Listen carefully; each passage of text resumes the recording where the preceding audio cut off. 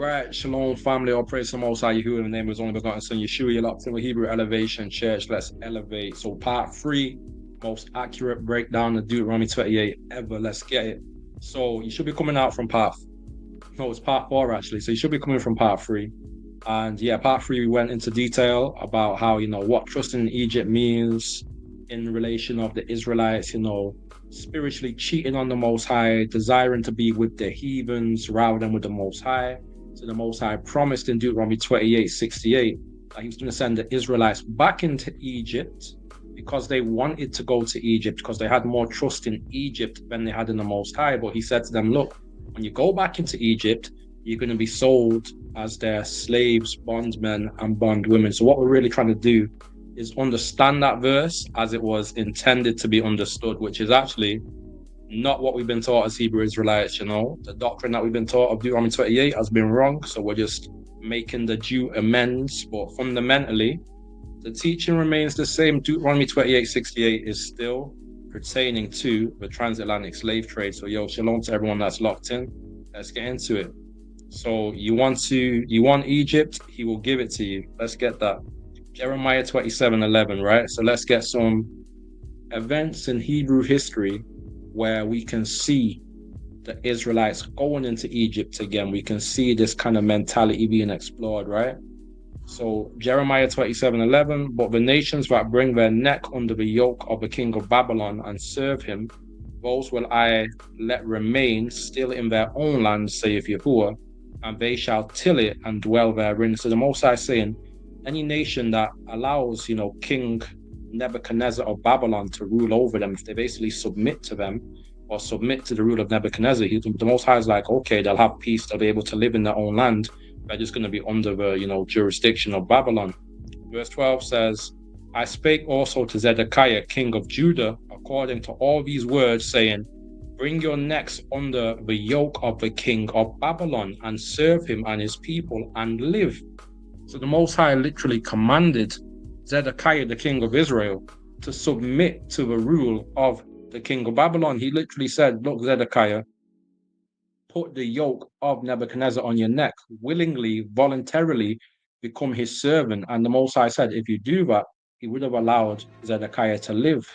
And verse 13 says, why will ye die, thou and thy people by the sword? So the Most High said to King Zedekiah, as a last-ditch attempt to save us from the full cruelty of the Babylonian exile and the Babylonian bondage, he said, look, if you willingly submit the nation of Judah to serve the king of Babylon, Zedekiah would get to live, and our people would have got to live as well. But the Most High is saying, why would you not serve Nebuchadnezzar? Because if you don't serve him, he said, you're going to die, and your people are going to die by the sword. He says, by the famine and by the pestilence, by disease, as Yahuwah have spoken against the nation that will not serve the king of Babylon. So the Most High is threatening Zedekiah now that he better submit to Nebuchadnezzar or else. Now look and see what Zedekiah chooses to do. Now this is directly in line with Deuteronomy 28, verse 68. Israel returning to Egypt's bondage. Jeremiah 42:10. If ye will still abide in this land, then will I build you and not pull you down. So God's given a conditional agreement to the Israelites. He's saying, look, if you stay in the land of Jerusalem, he was going to build us up. Even though we was being ruled over Babylon, we could have still prospered in the land of Israel to a certain degree. All right. He says, and I will plant you and not pluck you up, for I repent me of all the evil that I have done unto you. So the Most High is so merciful and loving to his children, the Israelites, that even when he brought Nebuchadnezzar against us, he's like, yo, I don't want to thoroughly destroy you. I want to build up the remnant of Israel that still remained in Jerusalem. Just as long as we submitted to the king of Babylon as our punishment, the Most High wouldn't have done anything else to us. He'd have let us chill and do well in the land. Because he says he regrets the evil that he brought upon us. But look what he says in verse 11. Be not afraid of the king of Babylon, of whom ye are afraid. Be not afraid of him, saith the Lord. For I am with you to save you and to deliver you from his hand. And I will show mercies unto you, that he may have mercy upon you and cause you to return to your own land. So the Most High is even saying, look, don't fear Nebuchadnezzar, because the Most High is saying that he's going to be with us and he's going to deliver us from Nebuchadnezzar, providing we would have humbled ourselves, okay? He was going to show us mercy, and he even said, look, he's going to return us from the land of Babylon. So, let's see what ended up happening. Verse 13, but if ye say we will not dwell in this land, so the condition was the Most High saying, stay in Judah, just stay in the land, right?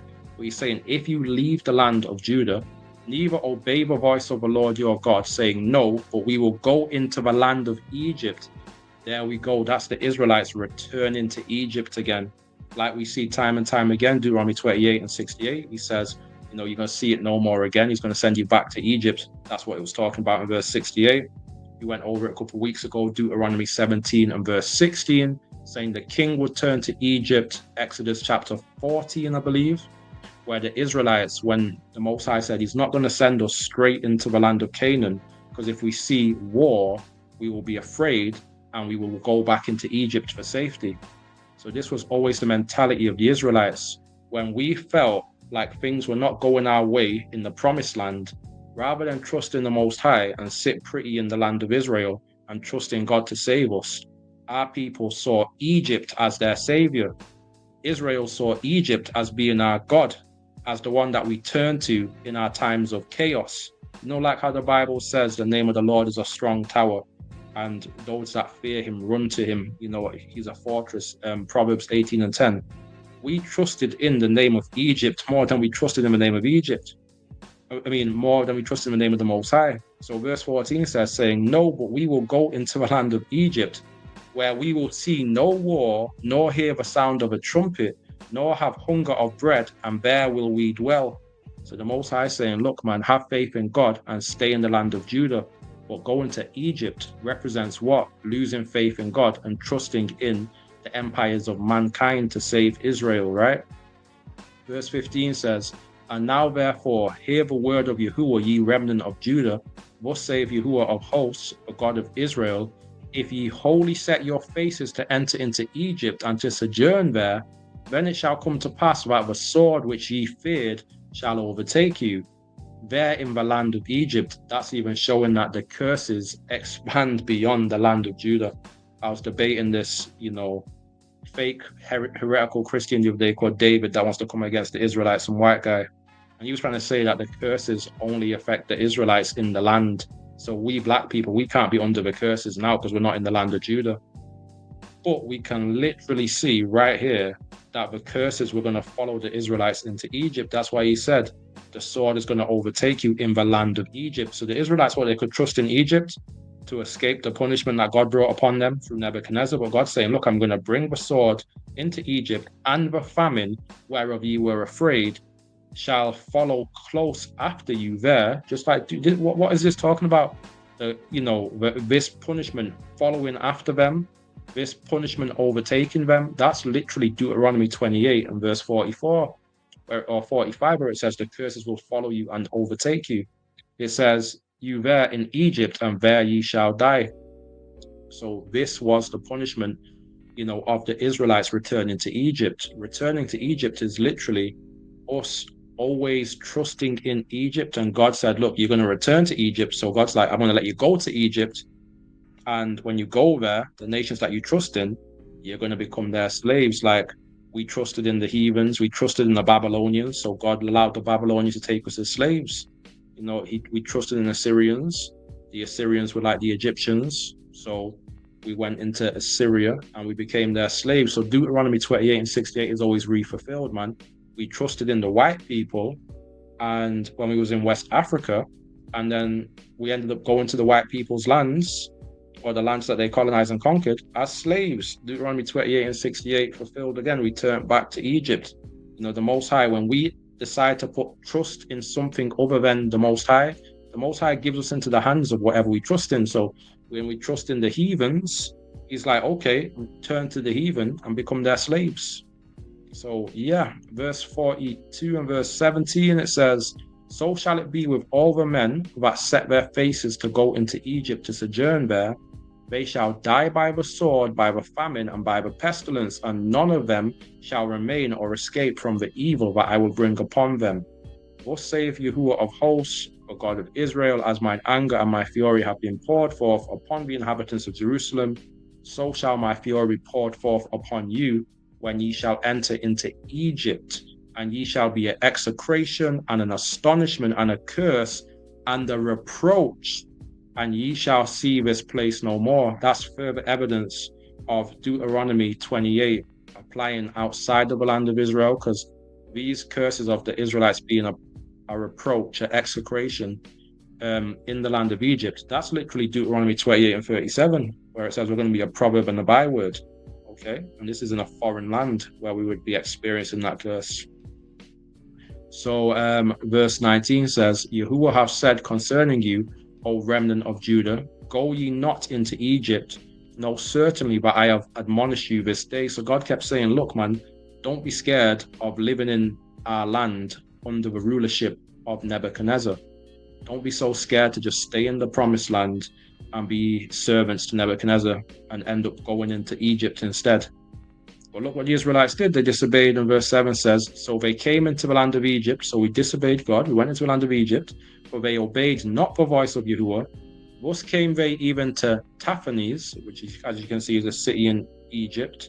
Then came the word of Yahuwah unto Jeremiah in Taphanes. So now Jeremiah the prophet has actually gone to this city to go and, prophesy to the Israelites. He's gone to Egypt, saying, take great stones in mine hand and hide them in the clay in the brick kiln, my bad, which is at the entry of Pharaoh's house in Taphanes, in the sight of the men of Judah. So we got Jeremiah, he's making this scene for the Israelites to see in Egypt. And he says to them, and say unto them, thus saith Yahuwah of hosts, for God of Israel, behold, I will send and take Nebuchadnezzar, the king of Babylon, my servant, and will set his throne upon these stones that I have hid, and he shall spread his royal pavilion over them. And when he cometh, he shall smite the land of Egypt, and deliver such as are for death to death, and such as are for captivity to captivity, and such as are for the sword to the sword. So right there, we can see literally the Israelites are in a foreign land. They fled to Egypt to escape the hardships in their own land. Now, so-called Christian apologists will say, oh, the curses only can come on Israelites when you're in the land. But these are literally the curses coming upon the Israelites while they were outside of the land of Israel. They had fled Israel to Egypt, yet the curse of Nebuchadnezzar, fulfilling Deuteronomy 28, came on the Israelites even in the land of Egypt. And that supports us that, look, when we're outside the land of Israel, the curses can still happen to us. We can still fall victim to the curses. Egypt is in Africa, and the Israelites that fled into Africa, into Egypt, had Nebuchadnezzar come and take them out of Egypt, all right? And it says, such as are for captivity to captivity. So they were literally brought into captivity in accordance with Deuteronomy 28. And they weren't taken out of Israel, they were taken out of Egypt, all right, which is in Africa. So when we was taken into captivity by the Portuguese, by the British, by the French, we was taken out of Africa. We was taken out of West Africa. Same story. And it all falls under the umbrella of Deuteronomy chapter 28, right? So verse 12 says, and I will kindle a fire in the house of the gods of Egypt, and he shall burn them and carry them away captives, and he shall array himself with the land of Egypt. One moment, family. Hey, yo, Shalom King. Only just seen the comments now, man. Yah bless, bro. Web free. My brother, Yah bless. So yeah, and I will kindle a fire in the house of the gods of Egypt, and he shall burn them and carry them away captives, and he shall array himself with the land of Egypt as a shepherd putteth on his garment, and he shall go forth from thence in peace. So it's talking about now the Israelites have brought destruction upon Egypt, because we went into Egypt, we brought the curses on that land. Now Egypt's going to suffer as well because of what we did. Just like how when Jonah was disobeying God, all of the people in the ship had to face the wrath of God just because of the sins of Jonah, right? Verse 13 says, he shall break also the images of Beth Shemesh that is in the land of Egypt, and the houses of the gods of the Egyptians shall he burn with fire. And now Ezekiel 17:12, say now to the rebellious house, know ye not what these things mean? Tell them, behold, the king of Babylon is come to Jerusalem, and and have taken the king thereof and the princes thereof and led them with him to Babylon. So as we can see, right, the Most High, he's even put a punishment on the gods of Egypt, like Nebuchadnezzar came and he started destroying everything, right? All based upon the Israelites turning back to Egypt. We thought we would be safe there rather than safe with the Most High in our own land. And let's see what this brother's saying. House King of David. The Americas is the old world. Egypt is predominantly the southwest to the Gulf. We literally went back to Egypt in ships from East Coast and from West Africa. Brothers have to check out UBTV. Yeah. Okay. Well, definitely going into, America was fulfilling that, bro. But that's not the only fulfillment of it. There's a deeper spiritual connotation of turning back into Egypt, which applies to any place where Israelites flee to for refuge rather than seeking the Most High. So when we're being punished for our sins, say I'm like, oh, China will save me. Let me go to China. Like, let me not seek the Most High for a better life for me as an Israelite. Let me trust the Chinese economy. Well, that would be me turning back to Egypt, because turning back to Egypt, all Egypt was a strong civilization with a lot of wealth and a lot of perceived benefits. So in today's world, I might think, oh, China's got a lot of benefits, a lot of opportunities for me, a lot of power, a lot of military might. So why would I depend on God? Let me just trust in China and let me go and live in China and I'll be fine. And that's what the Israelites did here with Egypt. They're like, oh, let me just go to Egypt. Forget about what God's saying. I'll go to Egypt and I'll be fine. I won't see any famine or anything.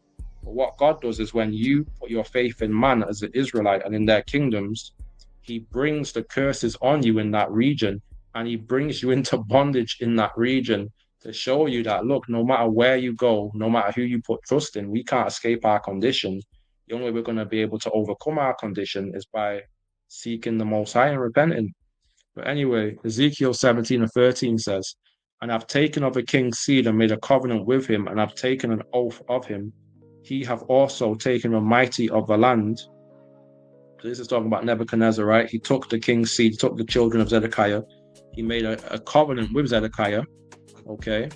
And he took the strong people out of the land of Israel, because you'll see in the book of Jeremiah, he only left the poor people in the land, but all of the mighty, which is like the wealthy and the noble, were taken into the land of Babylon. That the kingdom might be base, that it might not lift itself up, but that by keeping of his covenant, it might stand. So if we agree to keep the covenant that we made with, Babylon, Zedekiah would serve him, all of our rich people would go to Babylon. So we would be a very humble kingdom that couldn't rise against him.